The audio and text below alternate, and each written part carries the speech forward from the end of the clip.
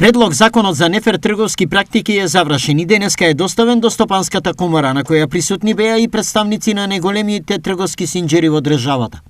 Законот кој престои го образложи министерот за економија Крешник Бектеши, а според него главните поенти се следниве. Целосно нов закон во Република Македонија, за прв пат се носи вакво законско решение, има околу 26 нефер трговски практики кои се наведени во законското решение, е наведено и процентуално колку би можело да биде максималниот рабат или годишни надобесоци кои би можеле купувачите, во овој случај големите ланци на супермаркети, да ги барат од страна на производителите и на добавувачите, кои рабати, како што знаеме сите, и тоа сме го кажале, надминуваат и 30-40% од цената на производствената цена, што со ова законско решение ќе биде најмногу 10% и во склоп на тоа ќе конкурираат меѓу себе ланците на супермаркети, што ќе влијае во намалување на цените веднаш и директно.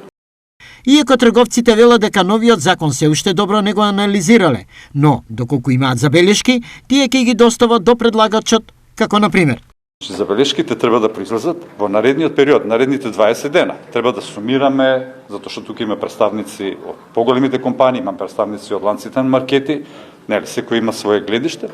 Сето тоа, доколку имаме и колку имаме, ќе го сумираме во еден документ, ќе се закачи ненедно, ќе се достави и до ресорното министерство.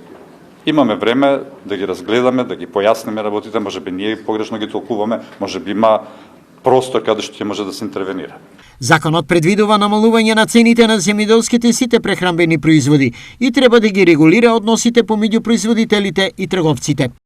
Јас сум убеден дека со ова законско решение, кога ќе имате можност да го видите, ќе приметите дека ќе се подобри квалитетот на тие производи, заради тоа што во склоп на тие 26 трговски практики се предвидени и земјоделски производи кои имат краток рок. А генерално квалитетот на производите се нарушува во тие производи кои имат таков род и немат договори меѓу производителите и купувачите како да се однесуваат спрема тие производи. Откако законот по сите забелешки и процедури ќе помине, тој за негово непочитување предвидува ригорозни казни. По предлог законот глобите одат до 20.000 евра, но во текот на овие 20 дена значи ќе разговараме и со купувачите и со добавувачите. Ако има дополнителни предлози, ние сме тука за отворени и секој да разговараме и да се вградат некои од нивните коментари. Моменталните предлози се 20.000 евра глоба за секое прекршување од ова законско решение. Рокот за усвојување на законот е 6 месеци, но може до парламентот да биде доставен и до нова година.